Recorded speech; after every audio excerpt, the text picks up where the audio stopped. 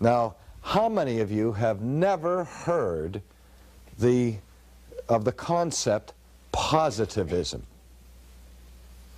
How many have never heard of logical positivism? Okay, most of you have never heard of logical positivism, but the majority have heard of positivism. I doubt it. I do. Okay, I doubt it. I'm not thinking of the opposite of negativism, of positivism in the sense of accentuating the positive and eliminating the negative and watching out for Mr. In-Between, you know.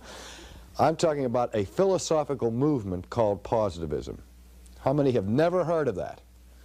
Now we're getting more in our hands on. Now, all right, that's what I thought. I was convinced that a majority of people would not have heard of it because it's not a word that is tossed around regularly in our culture.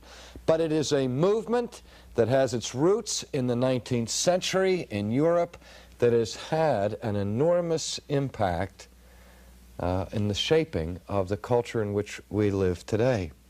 Now, the name that is usually associated with the founding of positivism as a philosophy is the name Auguste Comte. Now, how many have never heard of him? Huh? Okay, I didn't think. I mean, he's just not as famous as Freud and Marx and Kierkegaard and some of the others that we've considered here. But Auguste Comte was working in the realm of science and philosophy in the 19th century, and this man had a vision for the complete reformation of human society. He saw himself as a reformer. And what he wanted to do was to implement changes in his modern world that would reflect the enormous steps of progress, as he considered it, that Western civilization had moved through the period of the Enlightenment and into the scientific and industrial revolution of the 19th century.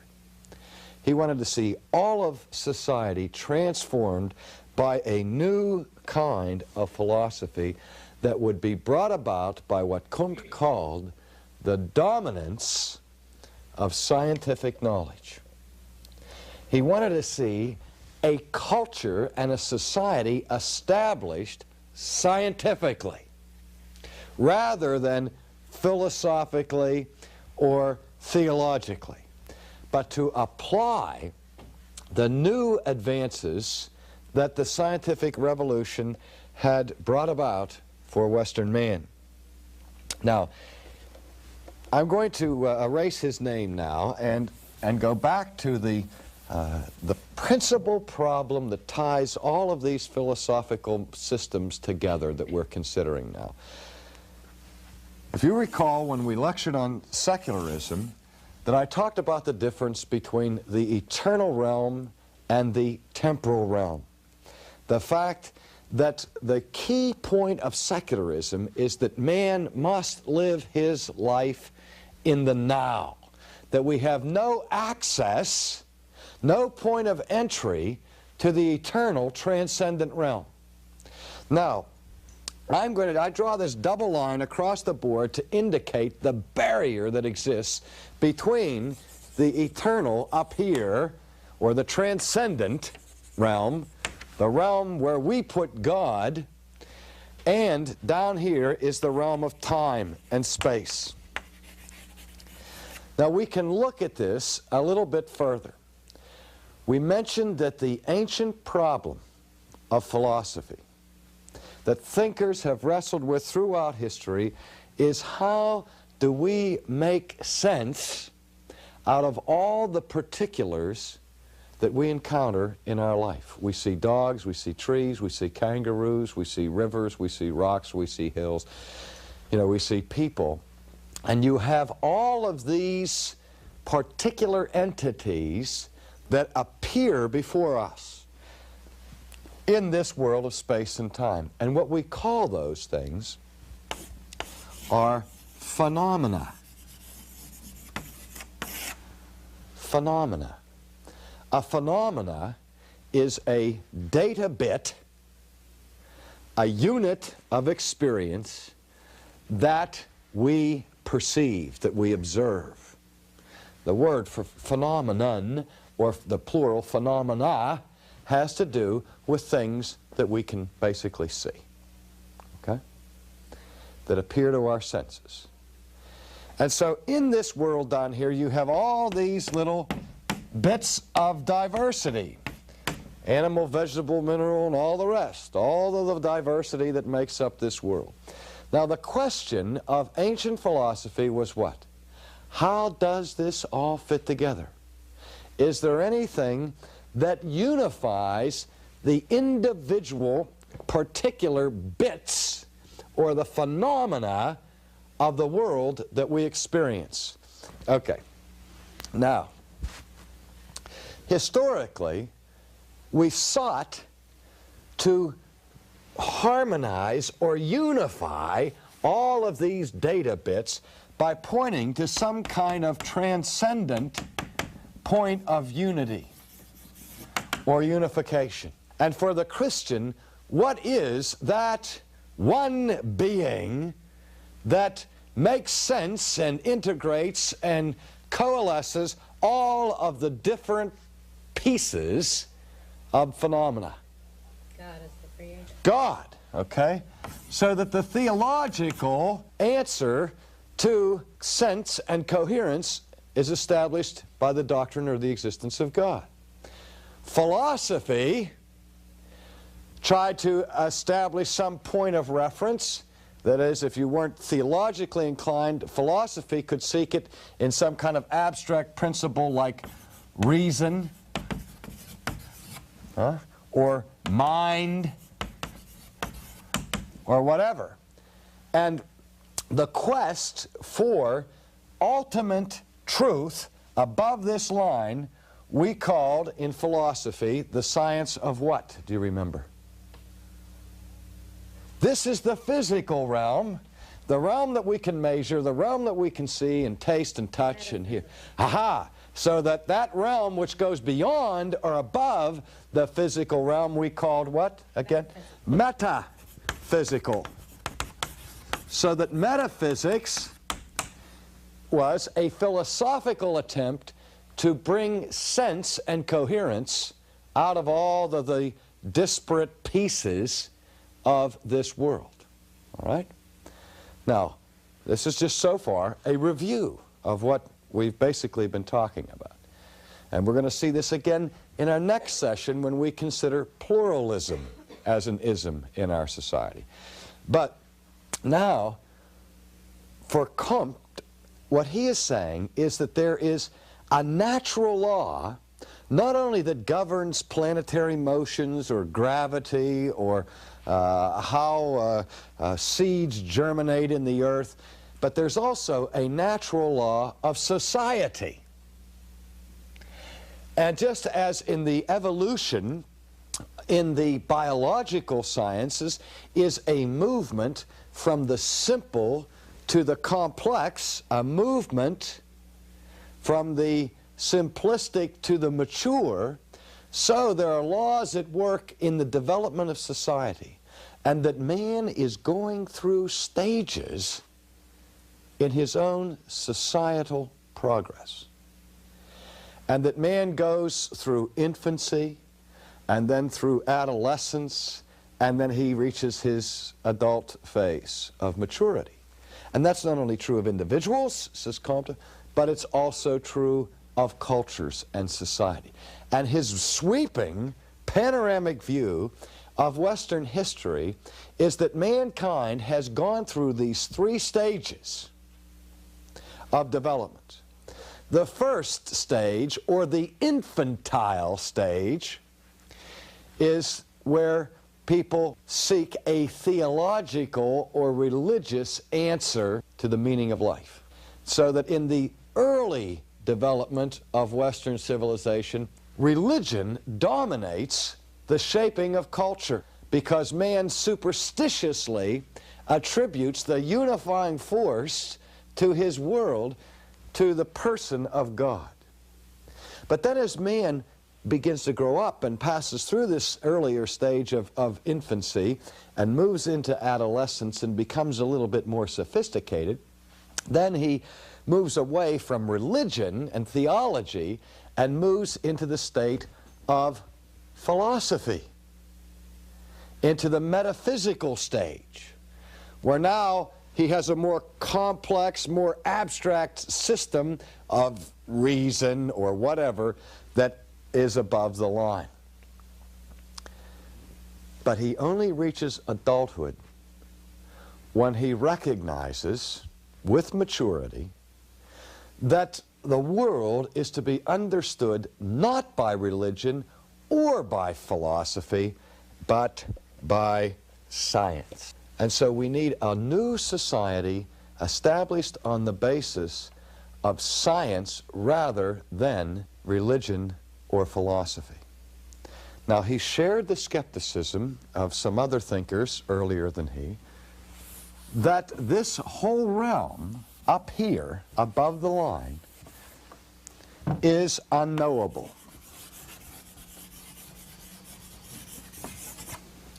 You can't get over this wall or around it, so that man, as in the rest of secularist philosophies, is left to understand himself and his world on this side of the barrier, in the world of the phenomena,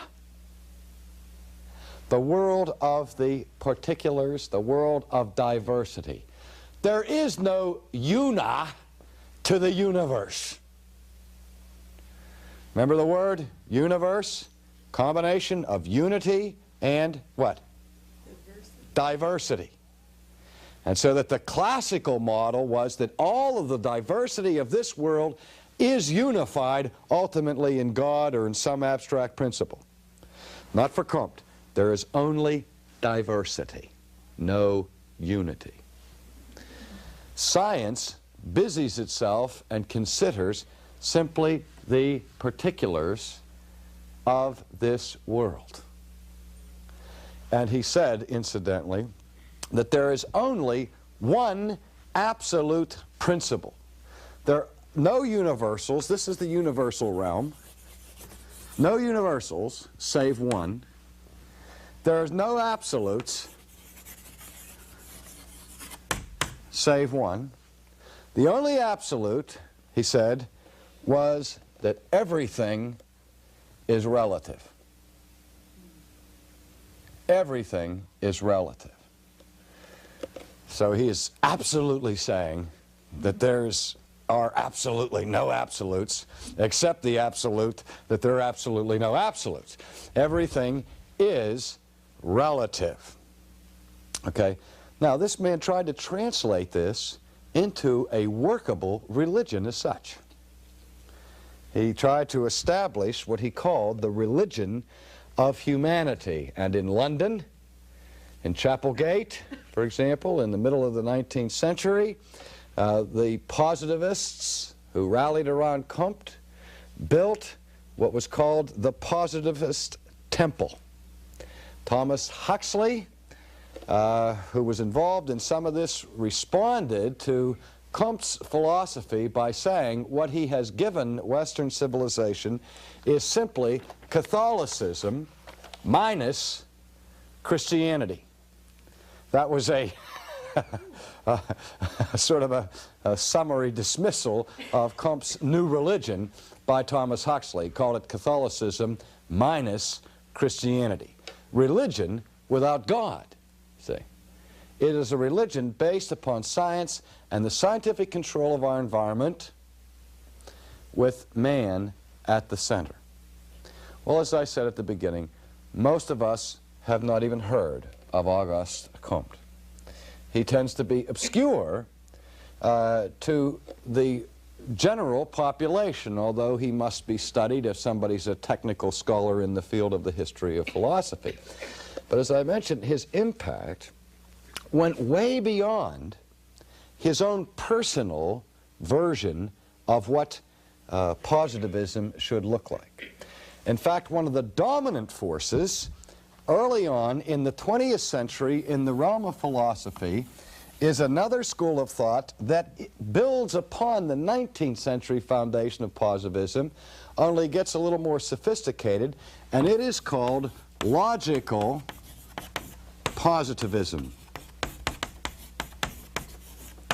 which incidentally is one of the most important and one of the most dominant philosophical movements of the 20th century. How many of you have heard of logical positivism? How many haven't? Okay, that's all right. Let me just back up a second and say that the two, in my opinion, the two most influential 20th century schools of philosophy in our culture have been existentialism, which we've already considered in brief, and analytical philosophy. If your son or daughter wanted to go and study philosophy in a university today, the chances are that if he entered into, picked a school, a graduate school of philosophy at any major university, the chances would be about 80% that the dominant motif in that school of philosophy would be what we call analytical philosophy.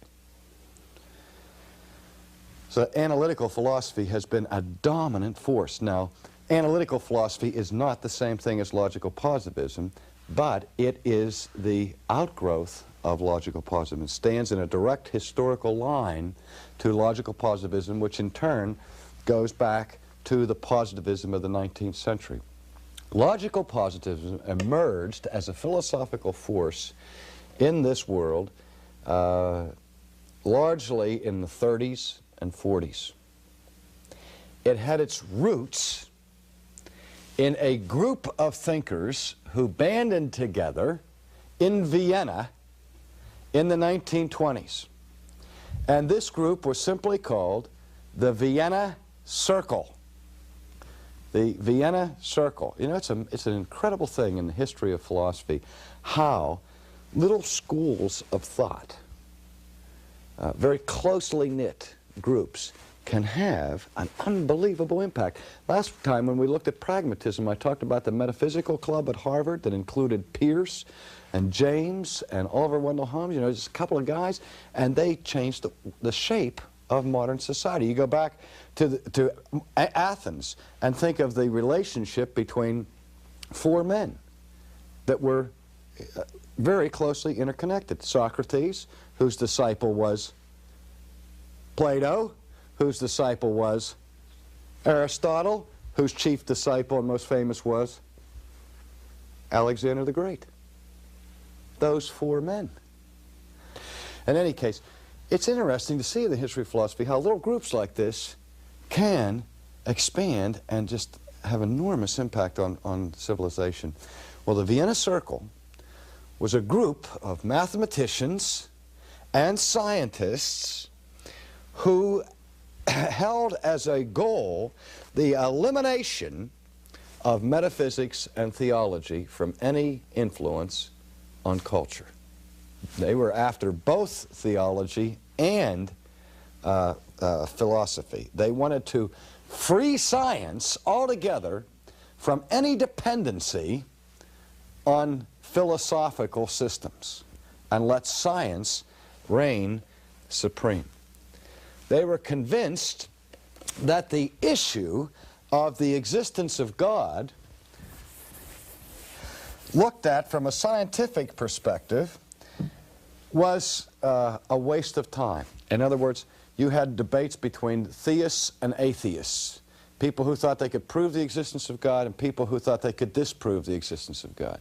There's a sense in which the positivists, the logical positivists of Vienna, tried to cut the Gordian knot and simply say all conversation about God, whether he exists or doesn't exist, is meaningless. Because the very word God is a meaningless word. Now, what if somebody came to you and said the word God is meaningless? It's absolutely meaningless. Is that true for you? Does the word God mean anything to you? Huh? Does it mean a lot to you? There have been people who have died for the sake of the name of God, the sanctity of the name of God. And here comes, these men come along and say, the word God itself is meaningless. Well, when you say it's meaningful and they say it's meaningless, it might be because you're working on different criteria on what constitutes meaning and how we determine meaningfulness. And this is what the logical positivists were trying to do. We're trying to come and tell us and to establish the rules of meaning. How we decide whether something is meaningful or not. And they sought to bring about scientific methods to do this. Now, so what the great contribution or innovation of logical positivism was the establishment of what was called the verification principle. The verification principle. The verification principle, simply stated, is this: that no assertion, no statement is meaningful unless it is either analytical or synthetic. Oh, that's simple, isn't it? Or to state it another way, no statement is meaningful unless it can be verified empirically. Now, I'm going to explain what that means, so don't be frightened, okay? What does it mean to verify something? To prove it's true. To show that it is true. Something claims to be true, and that truth can be examined, or that claim can be examined, and we can either falsify it or verify it, or not you know, or be paralyzed saying we don't know. But we try to either falsify it or verify it. Now, how do we say or verify the truth of the statement that a triangle has 3 angles, or the truth of a statement a husband is a married man? How do you verify the statement that a triangle has 3 sides? What? By sight. By sight? Do you need to see a triangle to know that it has 3 sides? Do you need to view a husband to know that he's married? The word itself means... The word, by definition, means what we've just said. A husband, by definition, is a married man. A triangle, by definition, has how many angles? 3 angles. 3 angles. I don't have to see one. I never have to put one in a laboratory. That's what we call an analytical statement. A statement that is true by definition. In order to add knowledge, we need to synthesize. We need to make, we need to find out that triangle is not only has 3 angles, but that it's either gold or silver, that it's big or small. See? The idea of bigness or smallness is not found in the word triangle, is it? Triangle can be big or it can be small. And if I say to you, there's a big triangle out there in the field, if I'm going to prove that or verify it, what am I going to have to do? I'm going to have to go out there and take a look and see whether or not there is a big triangle out there. So that science, according to these men, verifies principally by, I said, the empirical method, by sight, sound, hearing, touching, by seeing. The empirical means of to do with the senses. Now, the bottom line is that statements that cannot be verified empirically are meaningless. All statements that cannot be verified empirically are meaningless. Now, has anybody in this room ever seen God? Has anybody in this room ever tasted God with the taste buds of your tongue? Has anybody been able to subject God to observation or measurement or experimentation in a scientific laboratory? No. So the point is that the word God itself cannot be verified. And since it cannot be verified, it's meaningless. So that religious statements are, at the bottom line, unverifiable and meaningless. Now, that created a crisis for whether or not all of our discussions about God have any meaning whatsoever. What was the Achilles heel of the principle of verification? The principle of verification has been pretty much discarded by analytical philosophers. Why? What's wrong with the principle of verification? Let me tell you the principle of verification. The only meaningful truth is a truth which can be verified either analytically or empirically. It's very easy. It's so obvious it bites you if it were a snake. But it was a principle that the original founders missed completely at the beginning. Their whole philosophy rests on what principle? You've got to see it or... The truth of the verificational principle. Can the verificational principle be verified empirically?